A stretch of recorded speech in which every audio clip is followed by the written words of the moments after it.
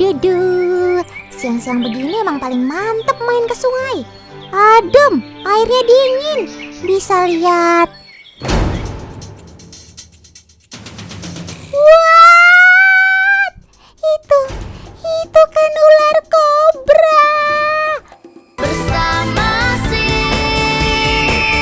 Otan. Wah, nggak aman nih sepertinya buat Otan santai-santai. Kabur! Ampun, jangan kejar Otan dong. Otan nggak akan ganggu kok. Nah loh, udah ketemu kobra, ketemu juga sama buaya.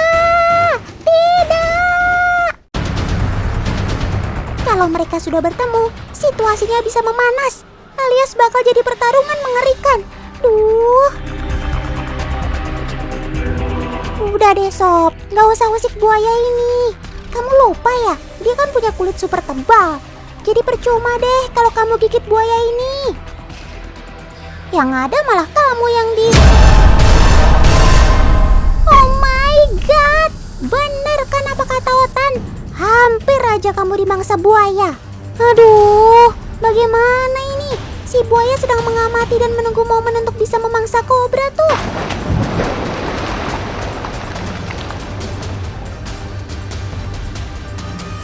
Syukurlah kamu bisa lolos dari terkaman buaya.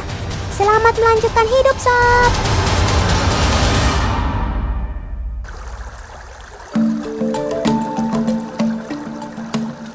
Teman, jangan macem-macem ya sama predator satu ini. Yes, betul, ini adalah buaya berkatak alias buaya muara. Ia adalah jenis buaya terbesar di dunia dengan bobot yang bisa mencapai 1000 kg. Sesuai namanya nih teman, ia hidup di sungai-sungai dan muara dekat laut. Artinya, buaya ini bisa hidup di air tawar maupun air asin. Makanya, reptil yang tersebar di daerah tropis seperti Asia Selatan, Tenggara, dan Australia ini sangat piawai berenang. Lihat kan, ia dapat berenang pada arus air yang cukup deras. Dalam kondisi ini, ia tetap berenang melawan arus sehingga tidak hanyut terbawa air. Kermaks! Di kedalaman air yang melebihi panjang tubuhnya, Crocodylus porosus ini juga mampu melompat dan menerkam mangsa secara vertikal loh. Buaya muara juga jenis buaya yang sangat berbahaya bagi manusia. Jadi jangan sekali-kali kalian mengusik sobat Otan ini ya.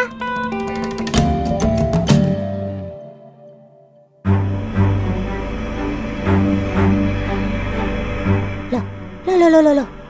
Sepertinya Otan terjebak di sarang buaya muara deh. Sebelah kanan buaya, di sebelah situ juga buaya.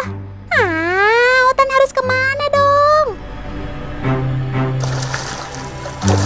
Stop. Kenapa kalian berkelahi? Sesama buaya muara nggak boleh mendahului dong. Tunggu. Buaya satu ini kayaknya palsu deh. Maksud Otan, dia itu bukan buaya muara asli. Hei, ngaku deh sob, kamu ini siapa? Pantas aja si buaya muara marah besar. Sebagai reptil teritorial, dia nggak suka tuh ada pendatang yang nggak permisi dulu. Aha, Otan ingat sekarang. Ini kan si Nova.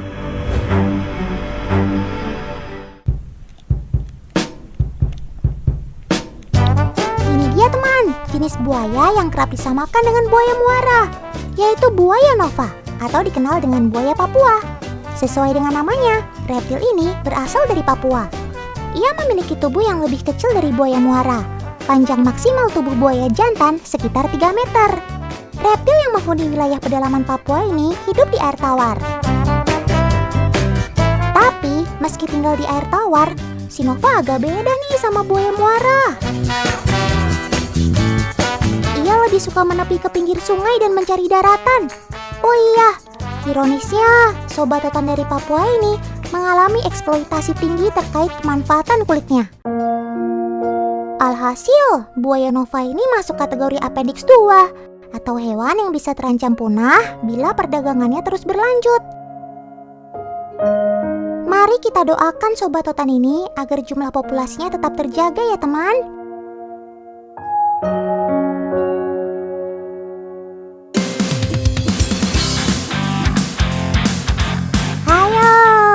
Teman di rumah masih pada bingung ya di mana letak perbedaan buaya muara dan Nova? Coba deh kita perhatikan baik-baik. Secara fisik, kedua jenis buaya ini cukup banyak memiliki perbedaan loh. Dimulai dari bentuk kepala. Buaya Nova lebih lebar dan pendek dibandingkan buaya muara. Secara warna, buaya muara berwarna kuning dengan total hitam yang berbentuk bulat.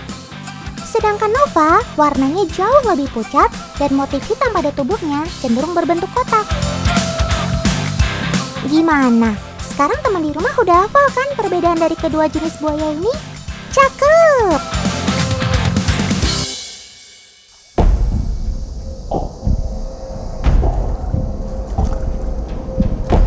Hi, sob, jangan liatin Otan kayak gitu dong ah. Serem banget tahu. Rasanya Otan kayak mau diterkam. Kok kamu malah jalan ke arah Otan? Masa iya Otan mau dimakan sih sob? Kabur! Yalah, ternyata si Nova bukan liatin Otan.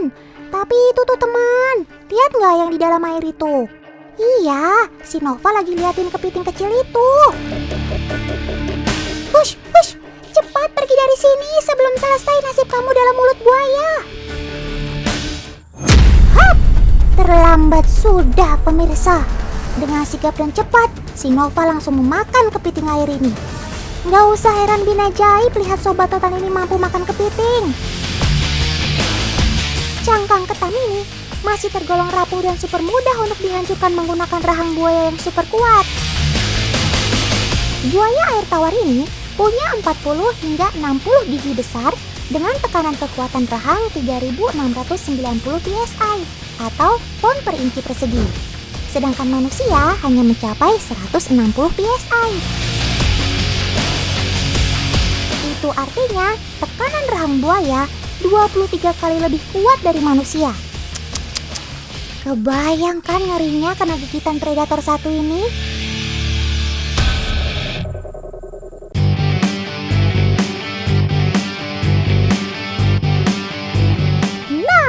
Ada satu lagi predator air yang ditakuti oleh banyak hewan termasuk manusia. Yaps, ikan hiu. Karena apa coba? Karena kekuatan gigitan ikan hiu bisa mencapai 4000 psi. Ditambah lagi, hiu mempunyai 20 baris gigi dengan jumlah 5 hingga 15 gigi runcing di setiap barisnya. Gigi inilah yang mampu merobek dan mengoyak tubuh mangsanya. Ngeri abes. Nah, yang penasaran dengan tajamnya kedua gigi para puncak predator ini, yuk langsung kita bandingkan. Kak Tata sudah punya gigi ikan hiu dan buaya nih teman. Gigi yang lebih panjang ini adalah gigi ikan hiu, sedangkan yang pendek dan lebih kecil adalah gigi buaya muara. Untuk membuktikan tingkat ketajamannya, Kak Tata juga sudah siapkan satu buah kelapa muda. Oke deh, kita mulai dari ikan hiu dulu ya. Teman di rumah akan jadi saksi nih, seberapa tajam gigi hiu saat dijatuhkan buah kelapa. 1, 2, 3. Ups, jangan-jangan giginya patah nih teman. Wow, amazing! Ternyata gigi ikan hiu ini tidak patah loh. Gigi runcing ini berhasil menembus lapisan kulit kelapa muda. Keren maksimal. Lanjut, kita buktikan dengan gigi buaya ini ya. Dengan ukuran gigi yang lebih pendek dan kecil, kira-kira bisa menyaingi tajamnya ikan hiu nggak ya? Dan hasilnya, tetot! Gigi buaya tidak berhasil menancap buah kelapa ini teman. Paman editor, tolong putar ulang saat kelapa dilemparkan tadi ya. Betul kan teman? Gigi buaya yang kecil ini belum berhasil menancap pada buah kelapa. Tapi mari kita lihat bekasnya ya. Walah, ternyata ada bekas gigi yang menembus kulit kelapa teman. Seperti Otan jelaskan tadi teman, gigi runcing hiu berfungsi untuk mengoyak makanan. Sedangkan buaya lebih mengandalkan otot rahang saat melahap mangsa. Ingat, kedua predator ini sama-sama berbahaya.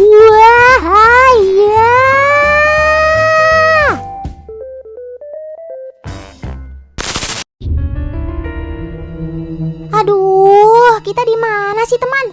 Kok gelap-gelapan begini? Astaga, Kak Tata bener-bener deh bikin Otan super jantungan. Sengaja ya mau bikin Otan pingsan. Ih, lagian ngapain sih main senter siang-siang begini? Otan gak paham. Hah? Apaan tuh nyala-nyala merah di sebelah situ? Jangan-jangan hansip. Hantu. Sebentar. Itu ada moncong dan kaki. Wah, itu sih si buaya muara. Walah, Otan paham sekarang apa yang mau ditunjukkan sama Kak Tata. Begini loh teman, buaya sebagai hewan nokturnal memiliki ciri mata yang dapat memantulkan cahaya dalam keadaan gelap. Jadi, kalau teman di rumah lihat ada mata yang menyala di kegelapan, jangan salah sangka dulu. Kemungkinan besar adalah para sobat Otan yang aktif di malam hari.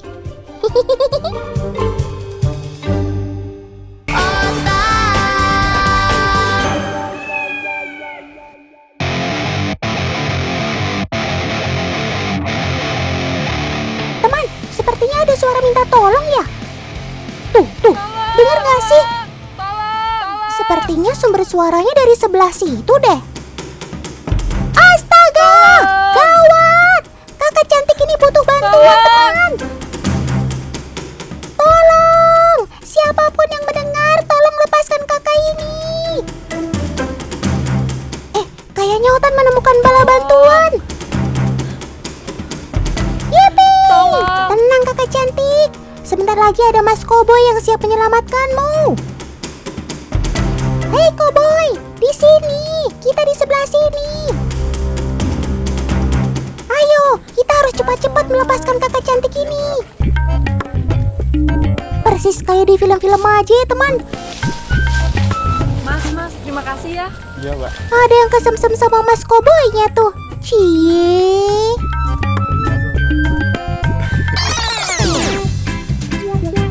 Wah, mimpi kali ye. Waduh. Gagu aku kowe iki. Penak wong turu ngipi wong ayu kok malah kowe teko.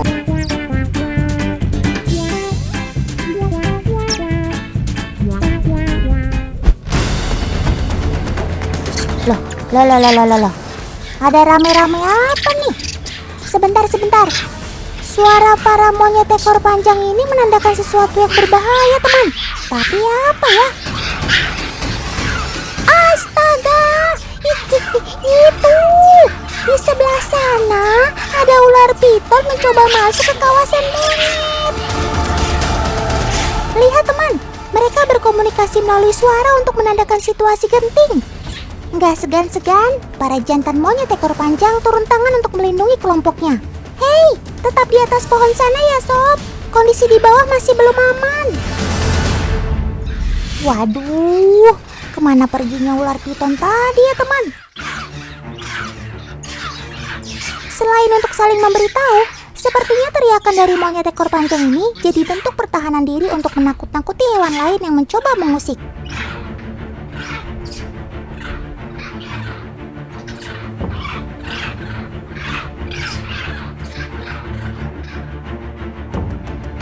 Teman, sobat primata yang tersebar hampir di seluruh Indonesia ini memang hidup berkelompok. Dalam satu kelompok terdiri lebih dari satu jantan dan betina dewasa. Jumlah anggota dari tiap kelompok juga bervariasi, mulai dari 20 ekor hingga bisa mencapai ratusan ekor. Uniknya, mereka juga punya subkelompok dalam kelompok besar. Sobat primata satu ini termasuk hewan yang memiliki interaksi sosial tinggi, teman. Mereka juga termasuk solid dan kompak loh. Makanya, tingkat kewaspadaan mereka sangat tinggi untuk melindungi setiap anggotanya. Cakep!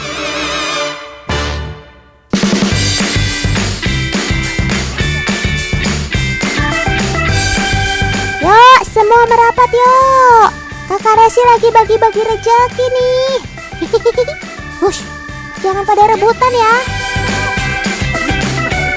Teman, monyet ekor panjang memang dikenal sebagai primata usil yang mudah beradaptasi dengan kehadiran manusia. Tenang sob, Kak Resi masih punya banyak pisang buat kalian semua. Tapi sebagai hewan primata, kita kan terkenal cerdas ya sob. Sampai-sampai kepintaran spesies primata disebut dengan agile spesies. Kira-kira para monyet ekor panjang ini bisa mengambil pisang di dalam toples gak ya? Weh, kalau soal respon, Sobat Otan gak usah ditanya lagi teman. Mereka sangat peka dengan keberadaan makanan di sekitarnya. Tapi sepertinya mereka bingung deh untuk membuka toples orange itu. Ya, peserta selanjutnya mencoba mendekati toples. Sayang sekali Bung, ia menyerah tanpa berhasil menyentuh toples tersebut. Wah, percobaan pisang dalam toples kayaknya kurang mulus deh Kak Resi. Oh iya, gimana kalau Kak Resi ajarin dulu ya cara buka toplesnya? Siapa tahu Sobat Otan ini jadi paham. Setuju nggak Sob? Oke deh, sekarang kita simak nih hasil belajar buka toples hari ini.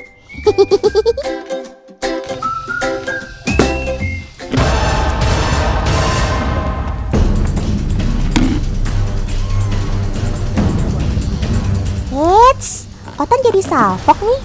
Ketika monyet dewasa berhasil mengambil makanan yang di depannya, ternyata anggota lain yang lebih muda enggan untuk merebut makanan yang ada di situ.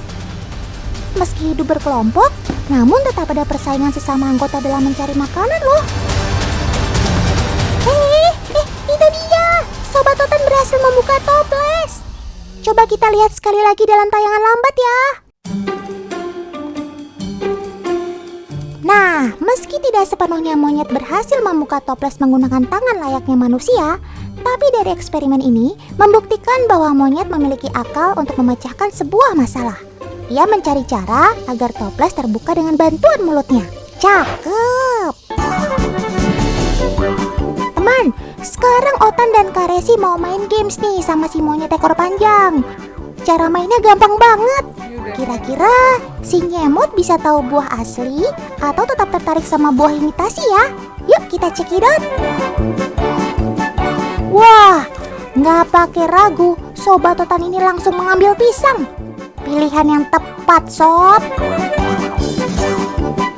Coba kita ganti Kak dengan warna jagung yang sama-sama berwarna kuning. Hebat. Susah banget nih nipu Sobat Otan satu ini. Lagi-lagi ia memilih pisang asli. Cakep.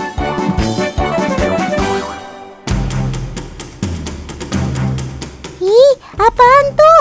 Kok ada yang bergerak-gerak di balik daun? Ular? Atau jangan-jangan hantu? Ih, nggak mungkin deh ya. Walah, ini dia nih dalangnya. Ternyata Kak Resi toh. Kak Resi mau tahu nih reaksi dari koloni monyet ekor panjang. Ternyata melihat daun yang bergerak secara misterius gak bikin mereka penasaran untuk mendekat. Justru sebaliknya teman, bikin bubar tongkongan. Alias, mereka lebih memilih untuk menjauhi sesuatu yang dirasa asing bagi mereka.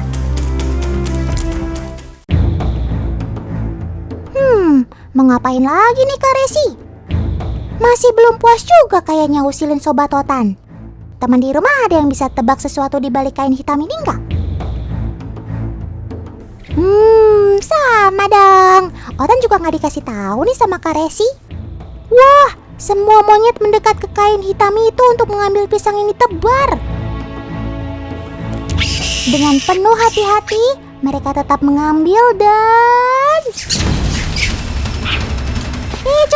cepet. Aduh, Kak Resi juga bikin Otan deg-degan nih.